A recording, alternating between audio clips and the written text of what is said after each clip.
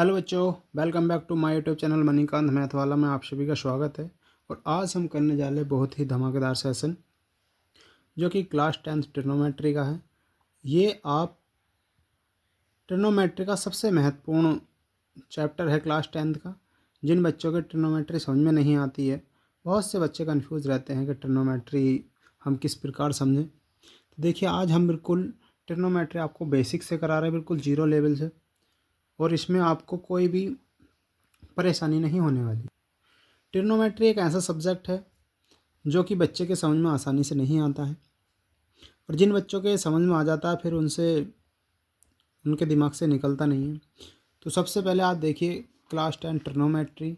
Trigonometry में त्रिभुज का ही सारा खेल है। यहाँ पर त्रिभुज दे रखा है। सबसे पहले आप एक त्रिभुज बनाएंगे ABC, इसको नाम दे दिया, यहाँ चाप लगा दी, ये हो गया थीटा। ये तो हमें पता चल गया A कोण, B कोण, C कोण, लेकिन हमें ये पता नहीं चला कि इन भुजाओं के नाम क्या हैं। अभी हमें इन भुजाओं के नाम ज्ञात करने हैं। इन भुजाओं के नाम ज्ञात करने के लिए आप क्या करेंगे, एक नोट को याद रखेंगे। जो मैं ये नोट बता रहा हूँ आपको, इसको याद रखेंगे। इससे क्या होगा, आप किसी भी त्रिभुज के नाम गलत नहीं बता पाएंगे। सबसे पहले आपको ये थीटा दिखाई दे रहा कोण में चाप लगी हुई होगी। थीटा नहीं भी होगा, उसको थीटा मान लेंगे जहाँ पर चाप लगी हुई होगी। तो उसी थीटा मान के, यानी कि थीटा की सम्मुख भुजा, ये जो भुजा है हमारी क्या हो जाएगी, लंब हो जाएगी। उसके बाद इस कोण में आप देखेंगे कहीं ना कहीं 90 डिग्री दिख रहा होगा आपको। 90 डिग्री है हमारा ये बी पॉइंट पर। तो 90 डिग्री की सम्मुख भुजा यानी कि बी पॉइंट वाली कि सामने वाली जो भुजा है वो कर्ण हो जाएगी। 90 डिग्री की सम्मुख भुजा कर्ण। तीसरी भुजा बचेगी, वो हमारी आधार हो जाएगी। तीसरी भुजा ये क्या हो गई, हमारी आधार हो गई। अब देखिए हमें करना क्या है। हमें ट्रिग्नोमेट्री में 6 फंक्शन दिए होते हैं। पूरी ट्रिग्नोमेट्री इन 6 फंक्शन पर ही आधारित होती है। इनको समझना है। साइन थीटा, दूसरा cos theta, tan theta, cot theta, sec theta और कोसेक थीटा। आइए बच्चों, अब हम दूसरा स्टेप समझते हैं। स्टेप नंबर 2 है हमारा लाल बटे कक्का का। जो भी बच्चा लाल बटे कक्का को समझ गया वो समझ लो ट्रिग्नोमेट्री बहुत ही आसान तरीके से समझ सकता है। ये लाल बटे कक्का का मतलब क्या है, ये मैं आपको समझाने जा रहा हूँ। जैसे मैंने फर्स्ट स्टेप में आपको समझाया था कि sine theta, cos theta, tan theta, cot theta, sec theta और कोसेक थीटा।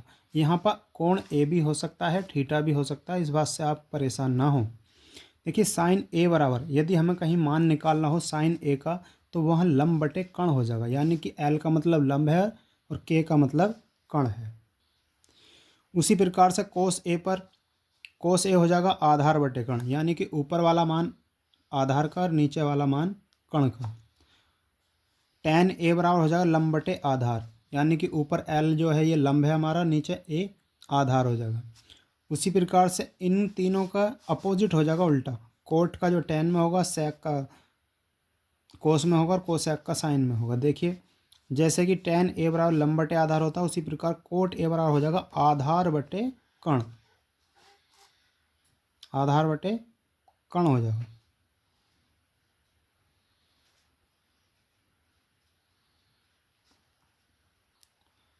देखिए कोट ए में क्या हो जाएगा हमारा आधार बटे लंब। ये कर्ण गलत था क्योंकि हमारा नीचे क्या है, आधार है, ऊपर लंब है, तो आधार जो हमारा ऊपर पहुंच जाएगा और लंब नीचे आएगा। उसके बाद सेक ए में हो जाएगा हमारा कर्ण ऊपर आएगा, यानी कि कर्ण बटे आधार नीचे आएगा। और उसके बाद में कोसेक ए में कर्ण बटे लंब, यानी कि के का जो मान नीचे है वो ऊपर पहुंचेगा सेक में, और लंब जो है नीचे आ जाएगा। तो ये अब सही है। इसके बाद हम देखेंगे पाइथागोरस प्रमेय, यानी कि हम लाल बटे कक्का को समझने के बाद में पाइथागोरस प्रमेय हमें बहुत ही महत्वपूर्ण है जो समझनी है। पाइथागोरस प्रमेय क्या होती है, देखिए सबसे पहले आपने एक त्रिभुज बनाया ABC, चाप लगा दी। पाइथागोरस प्रमेय से हमें ये भुजाओं के नाम भी पता चल जाते हैं नोट से। उसके बाद हमें पाइथागोरस प्रमेय से यदि हमें इस कर्ण का मान निकालना है तो आधार को और लंब को आपस में जोड़ेंगे। हमारी सबसे जो बड़ी भुजा होती है वो कर्ण ही होती है। यदि सबसे बड़ी भुजा का मान निकालना है तो लंब को और आधार को दोनों को आपस में जोड़ देंगे दोनों का वर्ग करके। यहाँ से सूत्र बनते हैं 3, यानी कि आपको अगर कण का मान निकालना है तो दोनों को जोड़ना पड़ेगा, आधार का मान निकालना है तो कण में से लंब को घटाना पड़ेगा, और लंब का मान निकालना है तो कण में से आधार घटाना पड़ेगा। तो सबसे पहले हम कण का मान निकालते हैं, तो कण का वर्ग बराबर हो जाएगा आधार का वर्ग प्लस लंब का वर्ग। अब यदि हमें आधार का मान निकालना तो आधार का वर्ग बराबर कण का वर्ग माइनस लंब का वर्ग, और हमें लंब का मान निकालना हो तो लंब का वर्ग बराबर कण का वर्ग माइनस आधार का वर्ग। यही सूत्र मैंने नीचे लिखे हैं, यही सूत्र मैंने अल्फ़ाबेट के रूप में लिखे हैं, यानी कि हम कण को कैसे प्रेजेंट करेंगे, आधार को ए से प्रेजेंट करेंगे और लंब को एल से प्रेजेंट करेंगे। यानी कि कण का वर्ग बराबर आधार का वर्ग प्लस लंब का वर्ग, आधार का वर्ग बराबर कण का वर्ग माइनस लंब का वर्ग, और लंब का वर्ग बराबर हो जाएगा कण का वर्ग माइनस आधार का वर्ग। अब तीसरा स्टेप समझते हैं हम। देखिए एग्जाम्पल के थ्रू समझते हैं। अब हमें एग्जाम्पल दे रखा है, एग्जाम्पल है यदि साइन ए बराबर 3/5 तो कोस ए तथा tan ए का मान ज्ञात कीजिए। सबसे पहले आप लिखेंगे दिया है साइन ए बराबर कितना दे रखा आपको 3/5 दे रखा, तो साइन ए बराबर 3/5। तुरंत आप क्या करेंगे, एक लाल बटे कक्का बनाएंगे अपनी बुक में कहीं भी। लाल बटे कक्का से हमें ये पता चलेगा कि मान किस किस के दे रखे हैं। लाल बटे कक्का साइन ए बराबर क्या होता है, लंब बटे कण होता है, यानी कि ऊपर वाला जो मान है वो लंब का है और नीचे वाला मान कण का है। इतनी बात पता चलने के बाद में तुरंत आप एक त्रिभुज बनाएंगे। जैसे ही हमने त्रिभुज बना लिया ABC, यहाँ चाप लगाएंगे। चाप लगाने के बाद में नोट का ध्यान करेंगे, जो नोट लिखवाया था, यानी कि हमें भुजाओं के नाम पता करने हैं सबसे पहले। तो भुजाओं के नाम हम नोट के द्वारा पता कर देंगे। ये चाप लग गई तो इसको थीटा मानेंगे, थीटा की सम्मुख भुजा लंब, दूसरा इसमें 90 डिग्री ये रहा, इसके सामने वाली भुजा कण और तीसरी भुजा आधार हो जाएगी। यानी कि हमें लंब और कण का मान दे रखा, तो लंब का मान कितना 3 और कण का मान 5 दे रखा है। आधार का मान हमें ज्ञात करना है।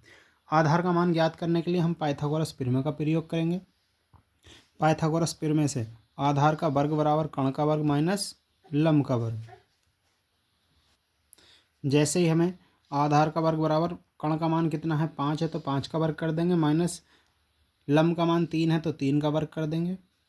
यहाँ आधार का वर्ग बराबर 5 पंजे 25 और 3 तिया 9 हो जाएगा। 25 में से 9 जाएगा तो 16 बचेगा। आधार का यहाँ से अब जब हम पावर हटाएंगे तो इधर रूट आ जाएगा, रूट में 16 आएगा। 16 का जो वर्गमूल आएगा वो आएगा कितना 4, यानी कि हमारा आधार का मान कितना निकल गया 4।